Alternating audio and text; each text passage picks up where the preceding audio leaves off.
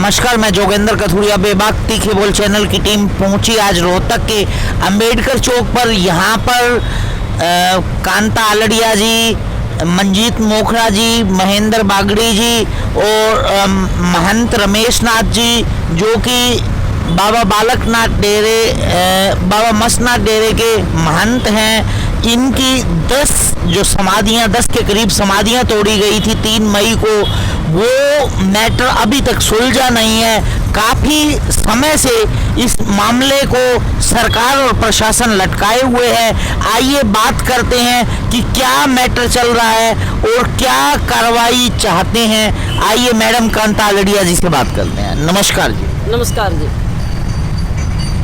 Madam, जो matter है वो अभी तक सुलझा नहीं है। काफ़ी बार आप धरने प्रदर्शन कर चुके हैं, काफ़ी बार अपना शक्ति प्रदर्शन भी दिखा चुके हैं, सरकार से आप ज्ञापन भी सौंप चुके हैं। क्या सरकार कह रही है, क्या प्रशासन कह रहा है? 3 मई 2020 की रात को समाधियाँ तोड़ी गई थी।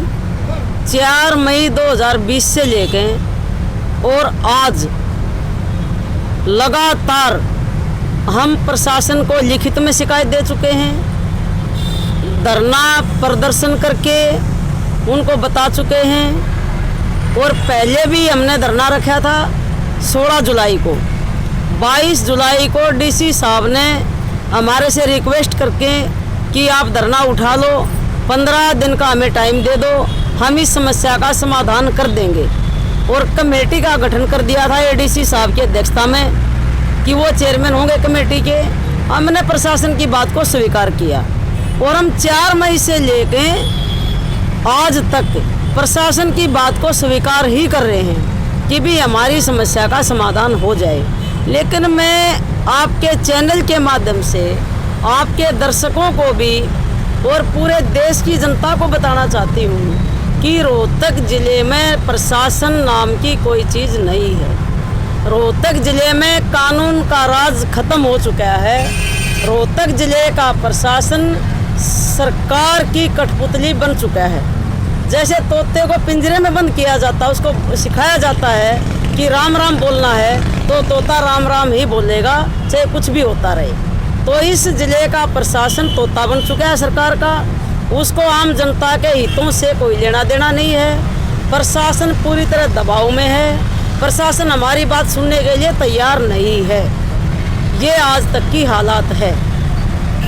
आज मैंने 3 बजे प्रेस कॉन्फ्रेंस बुलाई क्योंकि 27 अगस्त का हमारा अल्टीमेटम था कि 27 अगस्त को डेरे के ऊपर हमारे सभी अनुयायी जो पूरे प्रदेश भर में, देश भर में फैले हुए हैं, वो सब इकट्ठे होके सरकार से आर पार की लड़ाई का बिगुल बजाएंगे। ये हमने पहले से ऐलान कर रखा था और कमेटी को भी पता था। और हमने 25 तारीख को रोहतक डीसी एसपी को लिखित में दे दिया कि हमारी 27 तारीख को पंचायत है, मीटिंग है डेरे के ऊपर, और हमें खतरा है कि तानाशाही बाबा बालकनाथ के पास पैसा बहुत है, वो एमपी है बीजेपी का, आरएसएस के लोग उसके साथ हैं, यहाँ सरकार बीजेपी की है। उन लोगों ने बाहर से गुंडे बुला रखे हैं हथियारों समेत, और वो हमारे ऊपर हमला भी कर सकते हैं, हमारे डेरे में भी घुस सकते हैं, और हमारे गुरुजी की और हमारी जान भी खतरे में है। लेकिन विडंबना ये है और सबसे बड़े सोचने का विषय है कि 2 दिन पहले प्रशासन को लिखित में दिया जा चुका है, उसके बावजूद भी 27 अगस्त को हमारी मीटिंग के बीच में खाप पंचायत के लोग और बाबा बालकनाथ के भारी गुंडे लोग हथियारों समेत सैकड़ों की संख्या, कम से कम 400-500 लोग डेरे के अंदर घुस जाते हैं, हुड़दंग मचाते हैं, हमारे माइकों को छीन लेते हैं, हमारे गुरुजी की कुर्सी को फेंक देते हैं, हमारे गुरुजी को जबरदस्ती उठा के बाबा बालकनाथ के पास ले जाते हैं जो दोषी है समाधि तोड़ने का, और उनकी एक नहीं सुनते, हु अल्लाह करके जय बोल के और हमारे गुरुजी को जबरदस्ती वहाँ ले जाया गया, उनका अपहरण किया गया और वहाँ ले जाकर उनसे साइन करने का दबाव बनाया गया। लेकिन हमारे गुरुजी ने किसी भी कागज़ के ऊपर साइन नहीं किए। हमारे गुरुजी के साथ उनके गुरु भाई बाबा रामकुमार नाथ जी साथ गए उनके, तो उनके उन्होंने डरा धमका के साइन करवा लिए कि भी हमारा समझौता हो गया है और हम मिलजुल कर समाधियों का निर्माण करेंगे। तो मैं इतना पूछना चाहती हूँ जनता से भी, सब लोग पढ़े लिखे भी, अनपढ़ भी, बुद्धि सबके पास है, कि कोई भी समझौता होता है क्या बंदूक के नोक पे कभी समझौता हुआ है क्या? कोई भी समझौता होगा तो पंचायत के बीच में होता है, दोनों पक्ष उसमें बैठते हैं प्यार प्रेम से।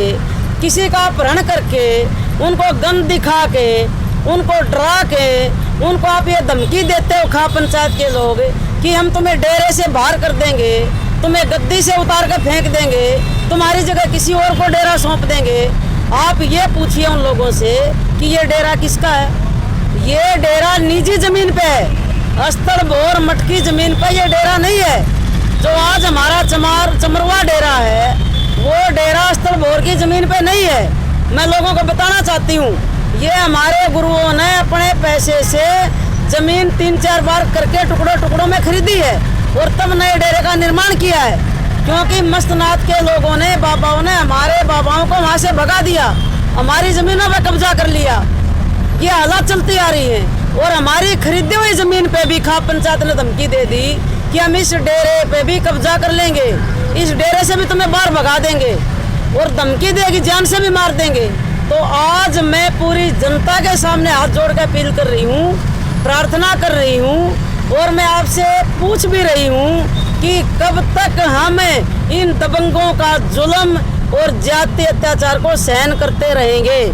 2016 में भी पूरे रोहतक को जलाया गया था, पूरे प्रदेश में आग फैली थी, वो भी नहीं दबंगों का काम था। जो लोग जाति और धर्म के नाम पर, धर्म के राजनीति आरएसएस और बीजेपी करती है और जाति की राजनीति और जाति के नाम पर दंगे एक विशेष जाति के लोग करते जो दबंग हैं, वो सदियों से हमारे पूर्वजों को दबाया गया है, आज भी वही सिस्टम चला हुआ है। एक जैसे आप भी कह रहे हैं, हमें भी एक सुनने में आया कि जो बाबा बालकनाथ जी हैं उन्होंने स्टेटमेंट भी दी कि हमने समझौता कर लिया है, हमारा समझौता हो गया है। तो और उसके ऊपर फिर प्रशासन ने आपको क्या आश्वासन दिया है?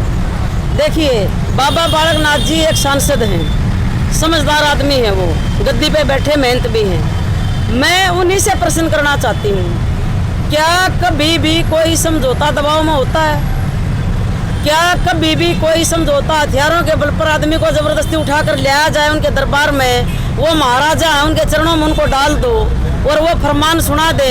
अरे ये समझौते तो मनुस्मृति के टाइम पे होते थे, अब तो संविधान का युग है। संविधान के युग में भी तुम अपहरण करते हो लोगों का, पहले हमारे पूर्वजों के साथ आप यही करते थे, आज भी तुमने अपनी औकात दिखा दी कि हमारे गुरुओं का तुमने अपहरण कर लिया, तो हमारे पास बचा ही क्या है?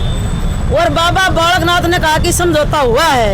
आप खुद ये वो अपनी आत्मा में झांक के देख ले कि समझौता होता क्या है। और क्या खा पंचायत को, बाबा बालकनाथ को ये नहीं पता कि 3.5 महीने से हमारी समिति इस युद्ध को लड़ रही है। मंजीत मोखरा भाई महेंद्र सिंह बागड़ी, ये नवीन मेहरा है, राज सिंह अम्बेडकर है, धर्मवीर कृष्ण एडवोकेट है, ये सारी जनता बैठी है। ये जब खुलेआम रोड पे आकर लड़ाई लड़ रहे हैं तो समझौता कैसे हो सकता है बगैर पंचायत के? दोनों पक्ष बैठते हैं, दोनों पक्षों की बात सुनी जाती है, फिर 5 आदमियों की एक समिति बनती है दोनों तरफ से समिति बनकर वो समिति फैसला सुनाती है, वो दोनों पक्षों को मान्य होता है या बंदूक की नोक पर समझौता होता है? मैं तो उन्हीं से पूछना चाहती हूँ और प्रशासन से भी पूछना चाहती हूँ कि आप उस समझौते को मान कैसे रहे हो और आपने उनके खिलाफ कार्रवाई क्यों नहीं की अभी तक? अच्छा, एक बात, प्रशासन ने आपको क्या आश्वासन दिया है? प्रशासन के पास ना तो कार्रवाई करने का अधिकार है, प्रशासन के पास ना आश्वासन देने का कोई कुछ बचा है, क्योंकि आश्वासन दे देकर 3.5 महीने बिता दिए। अब मैंने 27 अगस्त को प्रशासन से लिखित में लिया है, उन्होंने 1 सप्ताह का टाइम मांगा, मैंने बोला कि मैं 10 दिन का टाइम देती हूँ कि आप 10 दिन में भी हमारा काम कर दो। बाबा बालकनाथ और गुंडों के खिलाफ एट्रोसिटी एक्ट के तहत मुकदमा दर्ज करो, अपहरण का मुकदमा दर्ज करो। जो हमारी बहन बेटियों की इज्जत से खिलवाड़ किया उन लोगों ने, जो हमारा अपमान किया भारी बोल के, उन लोगों के खिलाफ जब तक कार्रवाई नहीं होगी हम अपना आंदोलन जारी रखेंगे। और आंदोलन की जो भी रूपरेखा होती है वो समय समय पर हमारी बदलती रहेगी। अब हम किसी आंदोलन की कोई घोषणा नहीं करेंगे। जब हमारे मन में आएगा वो काम हम करेंगे और अपने आंदोलन के ऊपर हम कायम रहेंगे। जब आपको लिखित में आश्वासन मिल चुका है, उसके बाद भी आप धरने पर बैठे हैं। जब सरकार ने आपको लिखित में, प्रशासन ने आपको लिखित में दिया है, यदि प्रशासन उस पर कार्रवाई नहीं करता तो आप कोर्ट का मतलब दरवाजा खटखटा सकते हैं। कोर्ट में भी जाएंगे, लेकिन अभी नहीं जाएंगे हम कोर्ट में।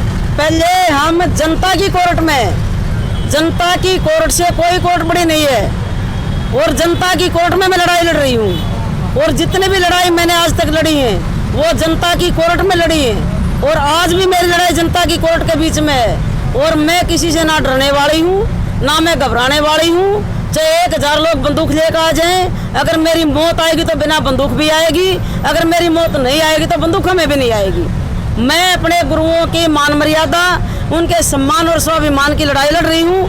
अगर उनकी लड़ाई लड़ते हुए मेरी जान भी जाती है तो मुझे अपनी जान जाने पर फक्र होगा और मेरे परिवार को और समाज को भी फक्र होगा। चलो, अभी हम बात कर रहे थे मैडम कांता आलड़िया जी से, जिन्होंने अपनी बात रखी कि क्या प्रशासन उन्हें आश्वासन दे रहा है और क्या ये चाह रहे हैं। कितने दिन हो गए हैं इस मामले को तूल पकड़ते हुए, इस मामले को प्रशासन और सरकार द्वारा लटकाते हुए। मैं बेबाक तीखी बोल चैनल के लिए जोगेंद्र कथुरिया। हर खबर और नई वीडियोस देखने के लिए फेसबुक पर लाइक, इंस्टा पर फॉलो और यूट्यूब पर करें सब्सक्राइब।